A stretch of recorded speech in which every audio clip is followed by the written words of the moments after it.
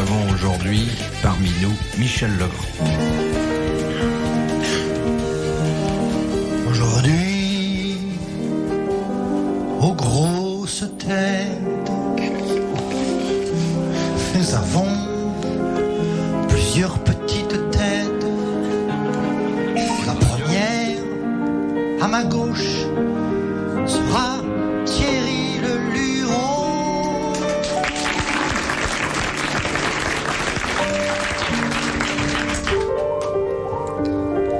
La première fois qu'on met à gauche.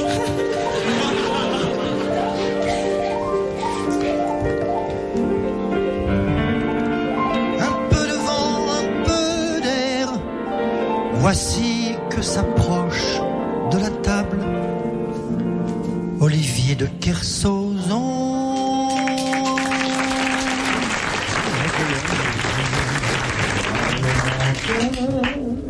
Jacques Martin, fidèle à son poste, le voici encore aujourd'hui avec nous.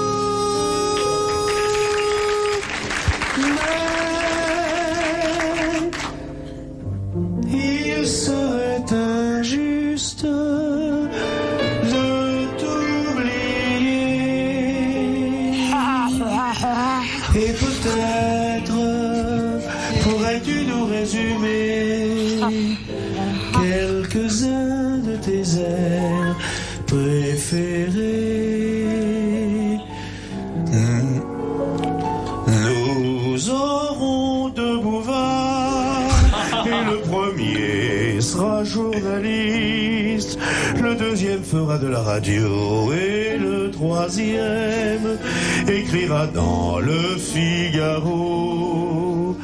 Bouvard, c'est lui, c'est le petit haut qu'il est beau. Il y a le Luron, regarde-le, ce petit garçon, avec son gros toutou, qui le conduit un peu partout. Et là, là-bas, caché par l'eau, mais qu'aperçois-je à l'horizon? Olivier, toi. Olivier de Kersauzon. Kersauzon, un breton. Qui s'approche de nous. Voici tout là-bas. Mais oui, oui, oui, je le vois. Tu le reconnais? Toujours, je le vois. Son bateau est à moitié coulé. Oui, son bateau est dans l'eau à moitié. On voit la quille. On va voir la quille. Autre chose. Il nage entre deux eaux. Il nage toujours entre deux eaux lorsqu'il nage. Tu sais qu'il a traversé les mers. Non, il en a traversé qu'une, à ma connaissance. Oui, la sienne à sa naissance. Naturellement. Merci. On te fait une chanson, quoi. Ne fais pas cette tête-là. Ne fais pas cette tête-là. Il n'a que celle-là, je crois.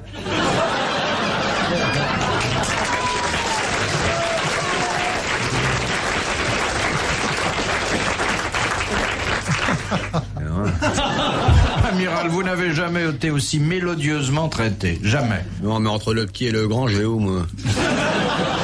Qu'est-ce qu'il y a, Amiral? Il n'y a rien. Ne sois pas blessé, parce que par amour, nous t'avons chanté. Mais non, mais écoute, veux dire... hein, tranquille. Tu connais ma profonde admiration. Oui, tu peux la garder, et toi, dans ta maison. Inutile de revenir ici pour m'ennuyer. Oh, je t'en prie, ne cherche pas à m'emmerder. On a bientôt 15 ans que nous nous fréquentons, nous n'allons pas, devant le public, baisser notre caleçon. Le grand a traversé l'Atlantique en avion, Dieu merci, il est bien arrivé. Nous sommes là, nous t'offrons une chanson, nous attaquons en dos, que le public connaît, et toi tu nous présentes ce regard inquiet, toujours jamais content, toujours fâché, et moi qui pieusement t'avais préparé, tiens, toute une série de petits bateaux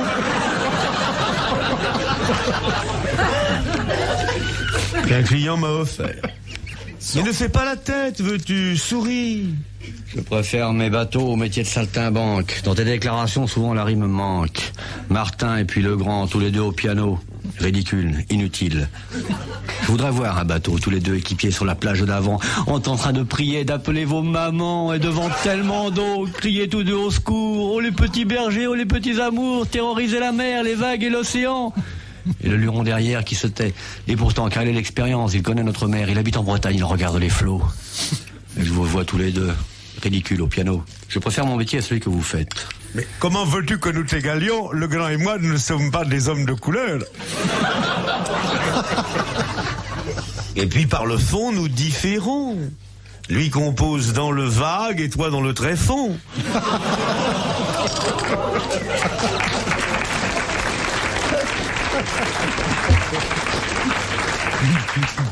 Je préfère mon métier à celui de vos notes, ou celui de saltimbanque où on lèche les bottes pour avoir un peu de place, 1 heure à la télé. Incroyable mais vrai, mais oui, il est passé. Il a pas... Mais mon cher ami, est-ce plus honorant que d'avoir Ribourel sur le cul un instant? Ah, monsieur Meuble, vous en avez trop dit. Je préfère Ribourel et tout ce qu'il a fait que vous voir le dimanche avec les petits-enfants mendier l'amitié et la pitié des gens. Tu vas chanter, Coco, je sais que t'as 3 ans et qu'est-ce que t'as mangé? Maman est bien là et c'est la tantine, on les voit tous les deux. Ridicule, exploiteur. De la tendresse des gens, vous exploitez le cœur. Moi, monsieur, je... Taisez-vous, Martin! Taisez-vous, Kersozon. Je préfère me taire que de continuer à parler avec vous. Et je repars en bas. Adieu, le grand. De loin, je verrai votre mât. Votre tête inutile. Oui, restez là. Et puis toi, le luron, compagnon de Bretagne, je sais que avec toi, ma pensée est compagne. Et toi, Bouvard, j'aimais bien. Je te vois, je te croyais les miens. Et puis tu me trahis avec ce saltimbanque. C'est curieux. Ils ne vivent bonjour qu'à ceux qui lui procurent de l'argent. Je ne t'ai jamais connu l'ami d'un pauvre, c'est étonnant. Ami des pauvres, c'est trop de boulot. Eh oui.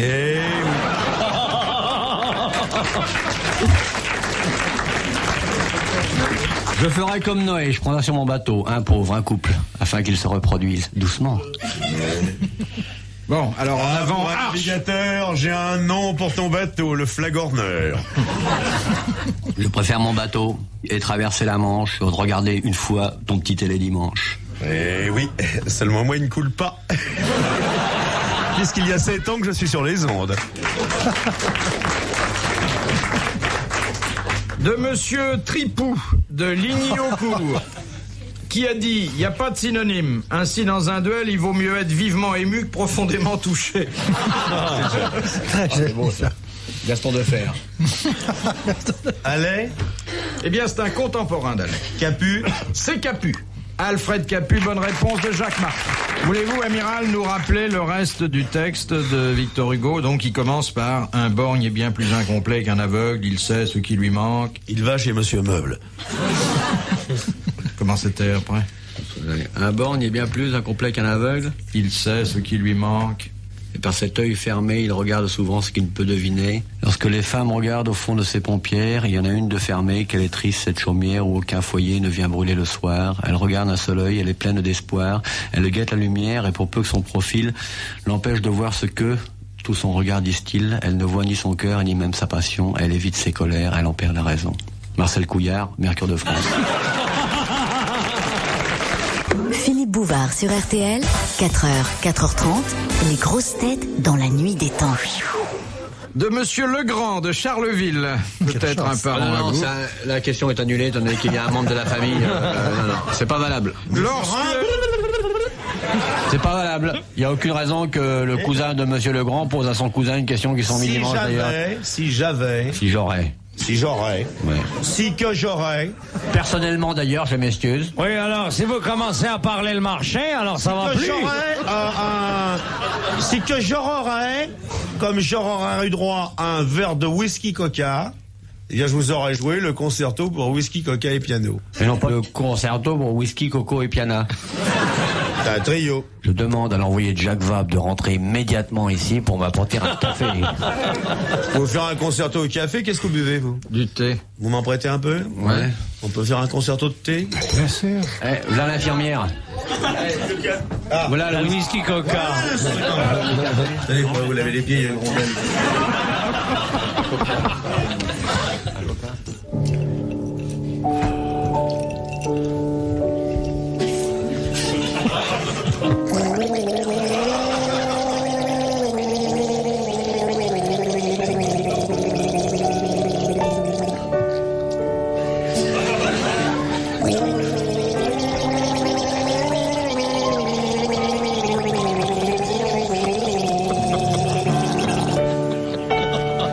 C'est une bourrée.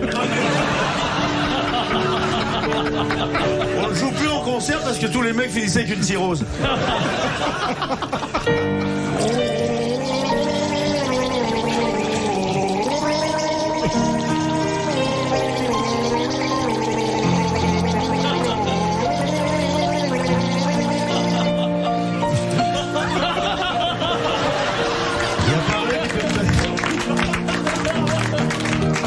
Vous connaissez pas ça?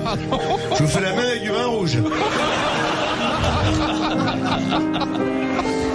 L'Albinoni. Le truc d'Albinoni, ça sert bien quand il meurt quelqu'un en France. On arrête la musique sur toutes les radios et on met le... Avec du vin rouge, bien sûr.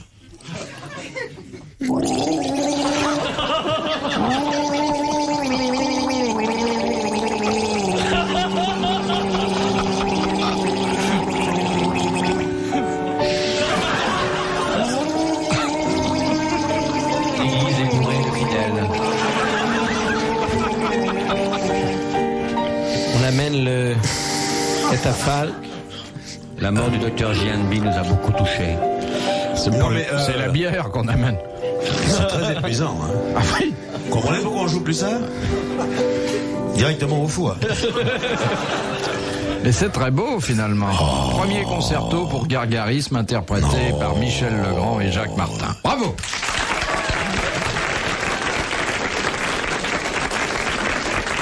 Vous connaissez le bignou aussi, là, pour le... Je le fais avec de la purée, si vous voulez, mais... C'est plus sourd, hein. C'est plus sourd. Je peux vous le faire au yaourt, mais il faut mettre une à l'aise. Je tâche les premiers rangs. Je le fais à l'huile. Et si on était un jaune d'œuf, ça se termine, le troisième mouvement, c'est une mayonnaise. De Monsieur Legrand, de Charleville. Lorsque Parmentier introduisit la pomme de terre... Dans qui? Non. En Europe. Je vais vous dire une chose. Tout Parmentier qu'il est, je lui ai dit, va te faire voir avec ton suppositoire. Non, il l'a introduit en Europe. Ah bon? On s'est moqué de lui, on l'a traité de fou, on l'a traité d'empoisonneur. De con. Alors, comment s'y est-il pris? Eh bien, il a fait garder les champs pour que les gens aient envie de voler. Exactement. On lui a à ce moment-là volé les tubercules et... Moi, je me suis fait voler les tubercules. Et ainsi, le peuple français a découvert que la pomme de terre était comestible. Bonne réponse de Jacques Martin. Les grosses têtes dans la nuit des temps. Sur RTL, de 4h à 4h30. Les grosses têtes dans la nuit des temps, autour de Philippe Bouvard, Michel Legrand, Jacques Martin, Thierry Leluron et Olivier de Kersauzon, c'était en décembre 1984. De Madame Le Prieur d'Agon-Coutainville. Amen. Qui a écrit et composé La tartine de beurre. Fernand Reynaud. Marcel Bridel. Paul Claudel. Ah non. Mozart. Mozart. Wolfgang C'est Amadeus. Mozart. Il n'était d'ailleurs âgé que de 7 ans. Bonne réponse de Jacques Martin. Alors que Vlan, passe-moi l'éponge, c'est de Jacques Martin. Ah, c'est très joli, Vlan, passe-moi l'éponge. Ben oui, il y a des chefs-d'œuvre comme ça. Ah oui, il y a des trouvailles dans le texte, dans la mélodie. Oh, bon, c'est ce qu'il y a de plus intelligent, puis mal armé au point de vue poétique. Mais c'est plus clair, c'est plus clair. Ah oui, c'est plus clair. Vous n'avez jamais joué en concert, Yves Blanc, passe-moi l'éponge, Michel Legrand? Jamais encore, non. Bah, c'est vrai qu'il faut une grosse orchestration. Hein. 160 musiciens, 2 canons. Comment était l'air? Quel air? L'air de la... L'air était sec le jour où je l'ai composé. Passe-moi l'éponge. Et Vlan. Fais-moi gligli. C'est tout, c'est une beauté.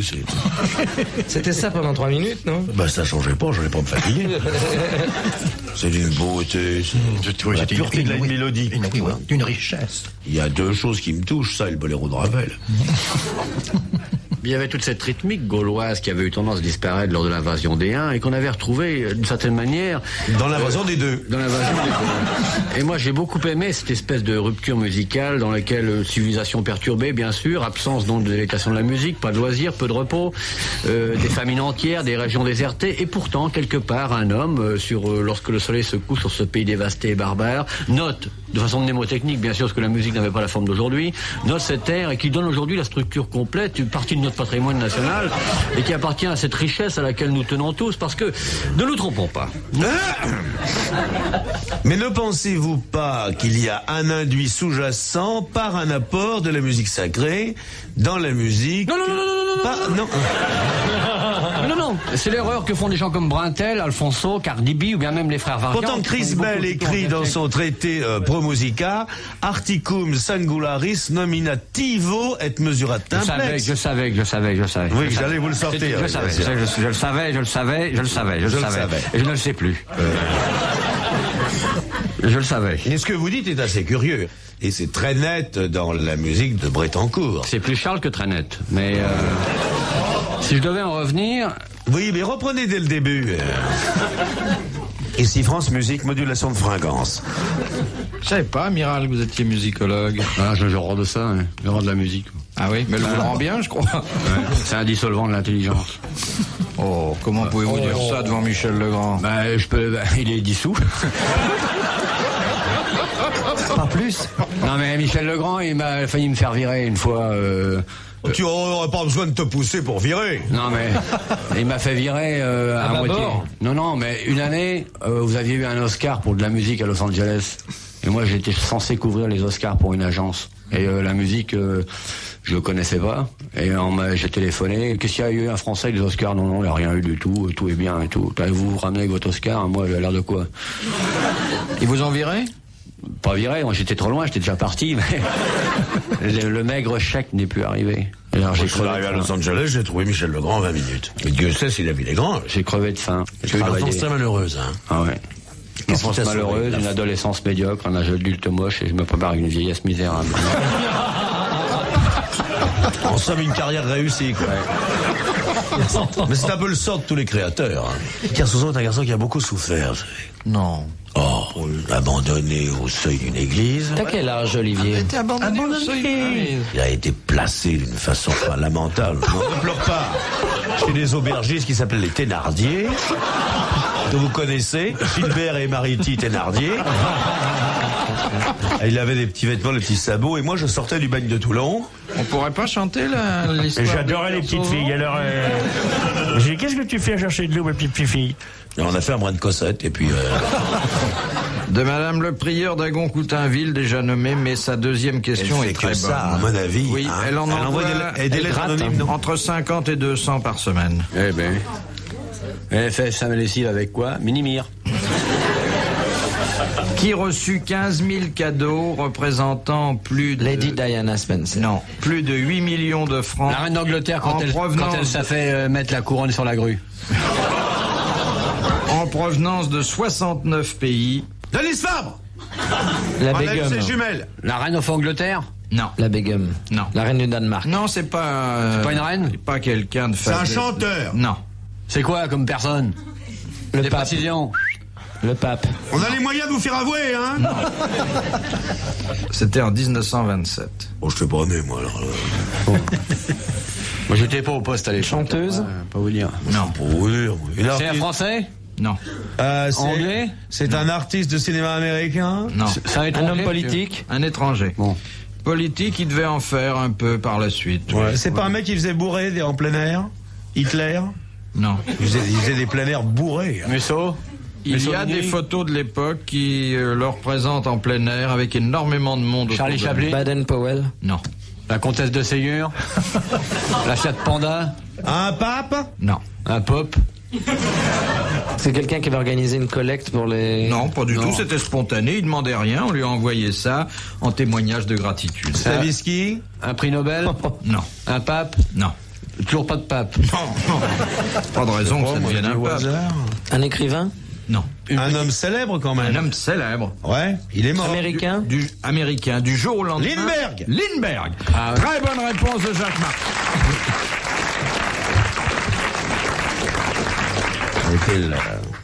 Quel marin.